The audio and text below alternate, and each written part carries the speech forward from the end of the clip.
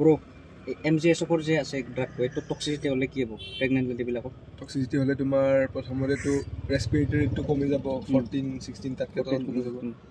তাৰপিছত তোমাৰ ইউৰিনাৰী আউটপুটটো কমিব আৰু ৰিফ্লেক্স আছিলে ডিপ টেণ্ডন ৰিফ্লেক্স কমি যাব মানে তোমাৰ ইউৰিন আউটপুট চাগে 30 ml per hour মানে তুমি ইউৰিন বেগটো লগাই থৈ দিয়া ন MGS4 দিলে তাতে তুমি চেক কৰি থাকিব লাগিব মানে একেলগেতো 30 ml চেক কৰিব নোৱাৰে তুমি 4 hour পিছত যদি চেক কৰা মানে তোমাৰ অলমোষ্ট 100 ml তকৈ বেছি থাকিব লাগে যদি নাথাকে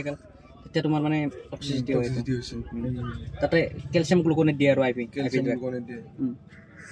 এনে মানে MGS4 আমি প্ৰি এক্লাম্পছাত দিওঁ নে প্ৰি এক্লাম্পছাৰ এক্লাম্পছাত দুটা দিয়া যায় চাগে এক্লাম্পছা কেতিয়া ক'ব ভাই এক্লাম্পছা তোমাৰ যেতিয়া সিজাৰ আহে ন ফিট মাৰে তেতিয়া মানে প্ৰি এক্লাম্পছা অলৰেডি আছে তাৰ লগত তোমাৰ